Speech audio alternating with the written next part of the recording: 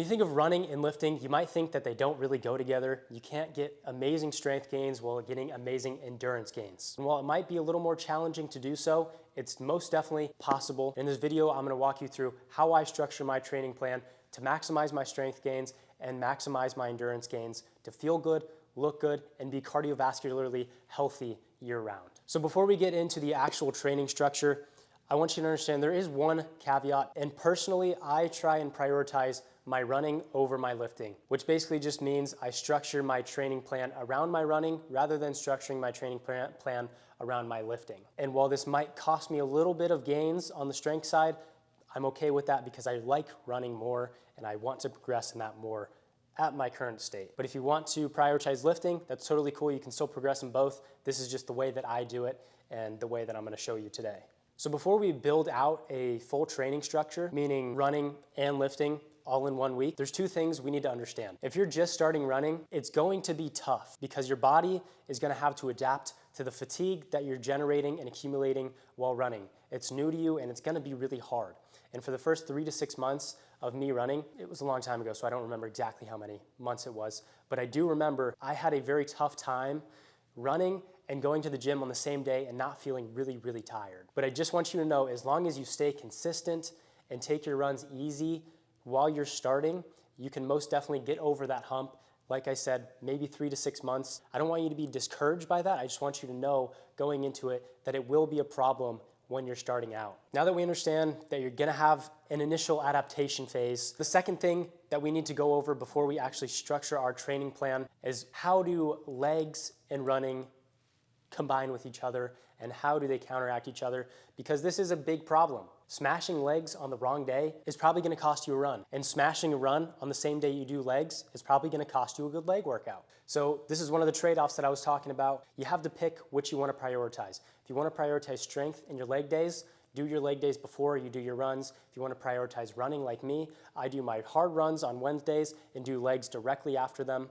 If you want to space them out, that's even better. I just choose to do them right after because I have work. But this way, I have a killer speed workout, and then I go straight into a leg day, and I feel like I'm still at a point where I can get the most out of my strength days while not sacrificing any gains on my runs. So the two things so far, dealing with the legs and dealing with the initial adaptation phase of getting to a point where you can gain muscle, build endurance in your training plan. And we talked a little bit about prioritization. These are all three things you need to know before structuring your real training plan.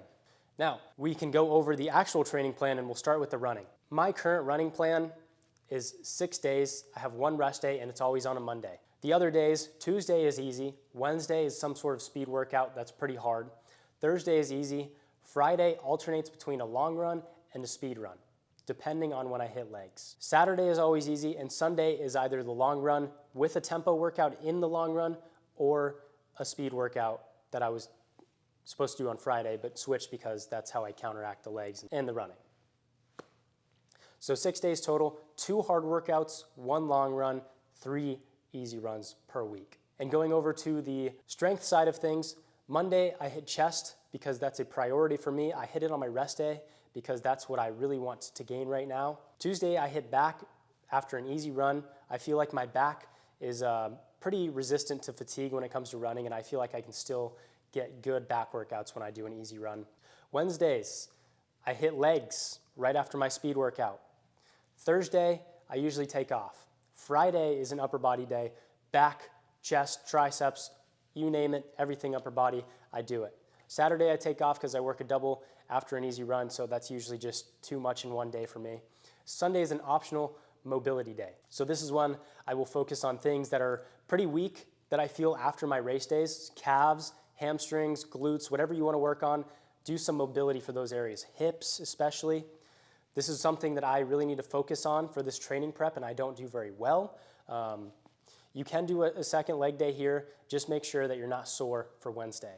So we've gone over the 6 easy runs and what my lifting structure looks like. Let's talk about why I do things on certain days. So like I said, chest on Monday because I put the lift that I want to prioritize most on my running rest day. I feel like I get the most out of that lift. So for me, it's chest. Tuesday, something you're willing to sacrifice a little bit because it'll be an easy run day. but that you can still manage your fatigue very well. For me, that's back. For you, it might be like shoulders, triceps, something you feel like you don't really get sore after, and something you feel like you can go in there, get a good workout in, and head out.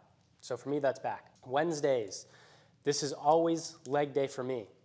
And if you wanted to do legs before the speed workout, it's cool. Just know that when you are trying to balance running and lifting, the real problem is accumulating fatigue in the legs. And I have found that the only way for me to deal with that is to hit legs after my workout on Wednesday, so that I have a good workout on Wednesday morning, and then I have 72 hours before my next hard run, which is usually on a Sunday. So I give myself 3, maybe 4 days maximum to recover from my leg day, to make sure that I'm not sore for the next run. And if you want to balance both of these things, I would highly, highly recommend that you follow that structure of hitting legs after your speed workout Wednesday and making sure that you give yourself enough time to rest between your next hard run. Because if you go into that run and you're sore from your legs, it's not going to be a good run, and you are not going to get the results that you want if you're prioritizing running. And to finish off this topic, we'll kind of just go over some things that break the routine, things that you should not do if you want to maintain muscle or gain muscle and gain endurance at the same time. Because the things that break the structure and the routine and the consistency are how you go from being in a position where you can gain muscle and endurance all year to being in a place where you can't do either efficiently, and your training is kind of just stuck at a stalemate. You're on a constant plateau. Like we've already talked about, legs before a run, don't do that unless you're prioritizing lifting. Number 2, eat around maintenance calories. If you're not supplying your body with enough energy, you are going to crumble like a cookie, I promise.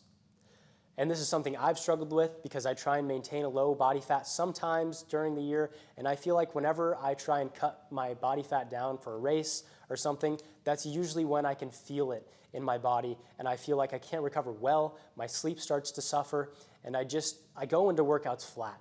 So just make sure you are on top of your caloric intake, eat an ample amount of carbs, protein, and fat. Get all of it, it's all good, but make sure you're eating right around your maintenance calories. I'm not a fan of eating in a surplus really, or eating in a deficit. So I like to eat at maintenance so I can look the same way year round, and also gives me enough fuel to build muscle and gain endurance. So I'm never going in flat to a workout or a run.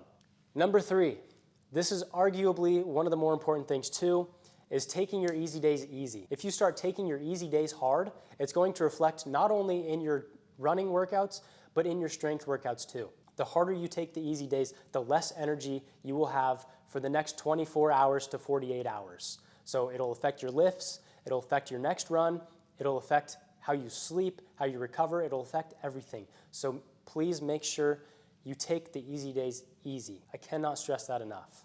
Number 4, get enough sleep. Sleep is the ultimate tool for recovery. If you have trouble sleeping, something that I do is take cherry juice if I'm struggling with my sleep or need a good night's sleep. I feel like that helps me. That's purely based off of my experience, but I would look into that if that's something you would rather have than melatonin. Not a doctor. I went to ASU, have a communications degree, so don't take my melatonin advice or whatever. So those are the basic things that I do to gain muscle and build endurance year-round. At the end of the day, it's really all about structuring your week in a way that you can balance the fatigue. And if you're just starting out running, I promise you it will get easier. Your body learns to manage the fatigue much, much better.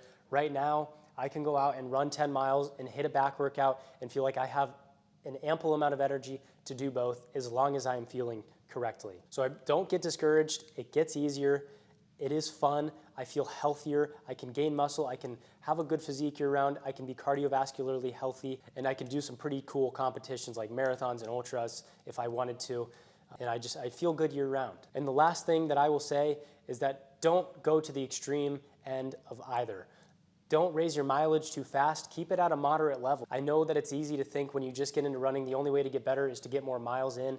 And while that's sort of true, there is a sweet spot. For me, when I was just starting, it was about 30 miles, and I've built over the past 2 years to a high of 58 miles. My average is about 46 miles a week. For this prep, it's probably more around 50 to 55. But point being, The mileage has to be raised very, very slow because it does take your bones and your body a long time to manage the fatigue that you will be generating from running. Same goes for lifting. You obviously need to make sure you're recovering from the gym.